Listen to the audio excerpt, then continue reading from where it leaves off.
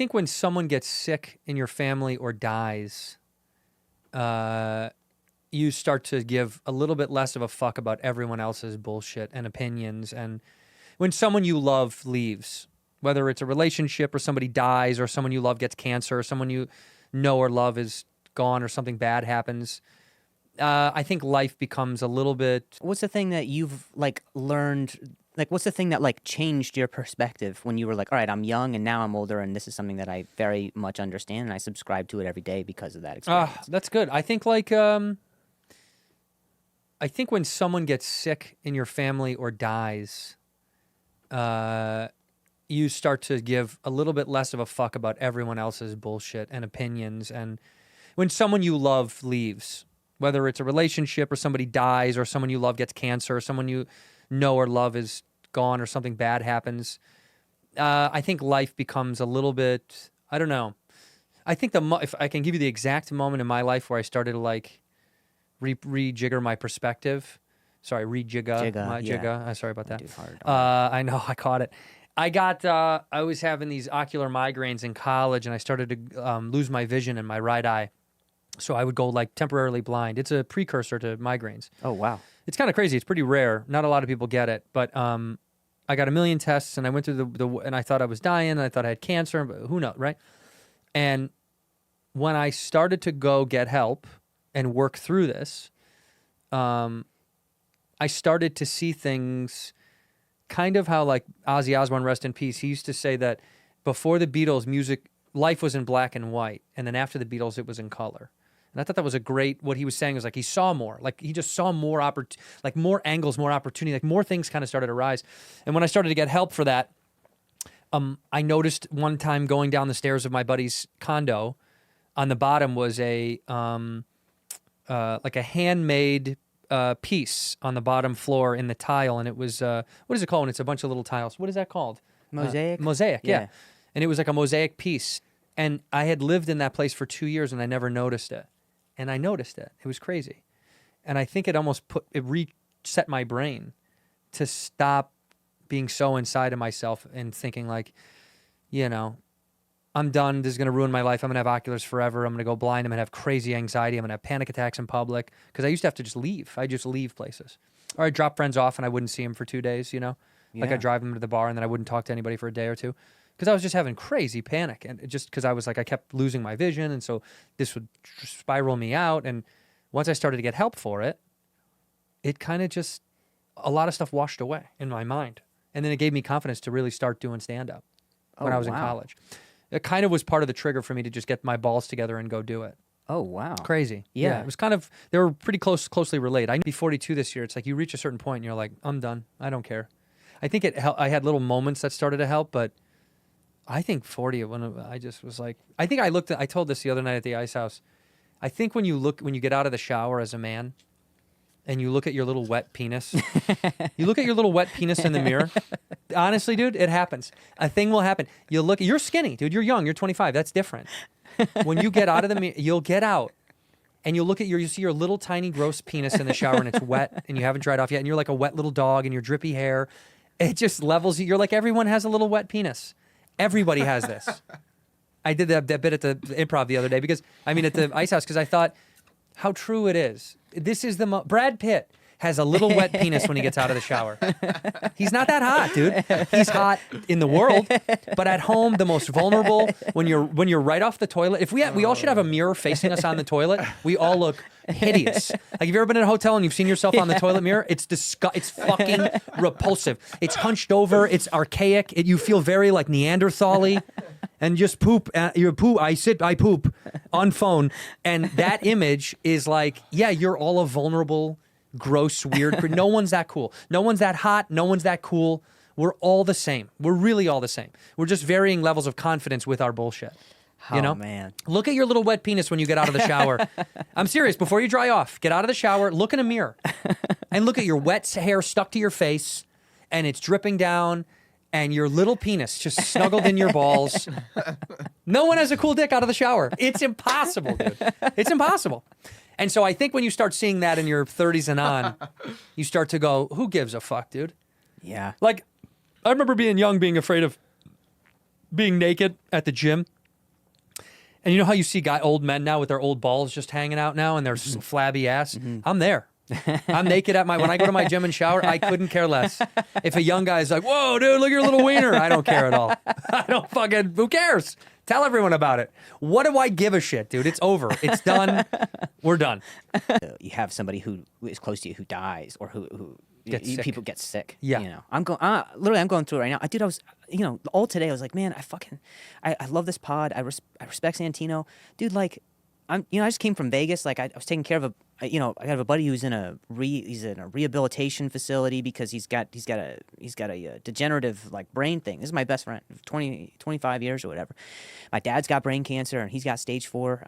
I literally had to leave my dad. I had to leave my dad in Indiana because I came from Europe. I went right to Indiana to see him so we can have a Macallan 25 with him because that's what he wants. That's one of the things he wants to do.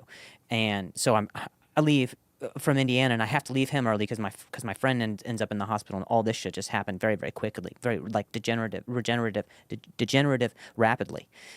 And then I go there, and it's like, dude, like, it just like it sucks sometimes to feel like you have such a responsibility as a comic to have like this fucking outward sort of appearance or whatever, even if it's online or whatever, and you have such a like. So much happening, and it'll be funny eventually. All this shit's gonna be funny, whatever, eventually. I don't care about that right now, but it's so like, I don't know, man. It's just very hard. I mean, I'm glad to hear that you say something like that. You're somebody who, you're an emotionally intelligent person, so I feel like if I were to say this to you on the pod, that like, dude, I'm struggling, feeling like my dad's sick, my best friend is sick, all in the same year, and it's all like just coming to a point, and I'm struggling to feel like, man, this is I'm struggling to feel like, man, this is all fucking funny. Like everything's funny until it's not, Right. until it's like really contextualizes your life or the value of these people in it. Yeah. It's tough. Well, man. how about this? I'm glad you came. Yeah. And I'm glad you said that. I'm sorry that you're going through it. No, like, But it shapes who you are. It will color more who you are. And I think, look, I've never dealt with something at that scale, and I know that's a heavy thing, and I'm glad you shared it, But I do think your job, comedy away, yeah, your job is to make sure that you're still getting the most out of life with these people. yeah, Because comedy will be there. Comedy's not going anywhere, man, especially with the way you work. Like, what I mean is, you're not a passive, lazy person. So comedy can take a back seat. And the older you get, the more we need to put it in the back seat a little bit because it's only been driving us the whole time. yeah, And so now it's like you need to push that back a little bit. And I know it's really hard because we have that mentality. Every one of us, no matter how big you get in comedy, Chappelle has this too of like, got to still get up. mm-hmm. And you're like, well, you don't really. But Yeah. he's like, yeah, you do. And you realize it's like, oh, we all have the same disease of like, Yeah. oh yeah, you have to still make comedy a thing in your life, if not the priority. And I think times like this, and I guess it's a great tie from what we just talked about to what you're going through. It means the most that you separate and let the comedy just sit right there for a second. Go do what you need to do. Life will bring you back to where you need to be comedy wise, but I wouldn't worry about it. I wouldn't think about it at all. Yeah. I would only think about the other shit. I almost am. I know I have the responsibility of when things pick up back on tour and everything. Like, Sure, but you get that's that not stress. a priority. Because Yeah. tour's not going anywhere, man. Those cities are going to be there. Those fans are going to be there. These people want to support you. And especially if they know you're going through something real, which they all fucking go through.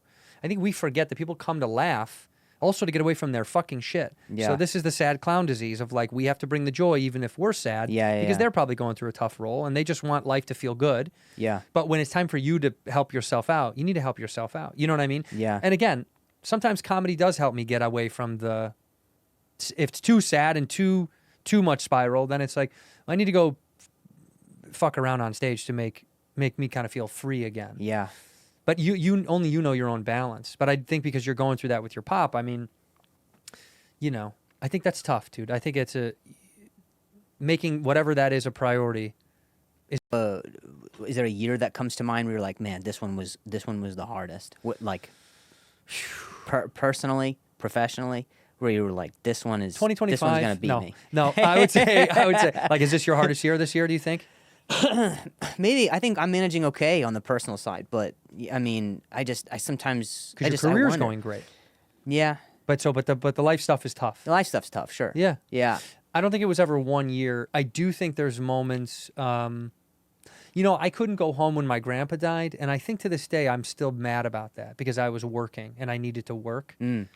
And I was mad about that in retrospect. You were talking about you were doing comedy at that time? Yeah. Yeah, I was on the road. That I'm still mad about. I will say, I'm still actually upset about that. He was like my hero. And of course my grandmother was like, he would have wanted you to keep doing your thing. He was so proud of you. Yeah. He would not want you to change to come to a funeral. You saw him right before he died. But to this day, I'm actually still upset about it myself. I'm mad. So I would say that to all my fans this is what, God, 10 years ago now? Over 10 years now? I would say to fans that just go to the thing. Skip the fucking gig. Skip the work. Work sucks. Work will be there in any capacity. Yeah, I'm mad I ever did that. I'm mad I ever fucking never went home for that. And I guilted myself over it for a long time. For no reason. I mean, it was all okay. Yeah. But I've learned more to be like, fuck it. Like my buddy's going to get married. A good friend of mine is going to get married. And I was going to miss it coming up in 2 months. And I said, fuck that. Cancel the shit. I'm got to go. Yeah. I want to fucking go to his thing. Yeah. Celebrating life. I was like, what? I'm going to be dead. Yeah. Who gives a fuck about the gig? Well, what if they don't book you again? These fears. Who fucking cares? Yeah. You're going to figure it all out. It'll all figure itself out. And that's more important to me is being with friends or family and celebrating the machine of life of like these moments of rites of passage. Like that's way more important. That wedding better be so good, dude. It better fucking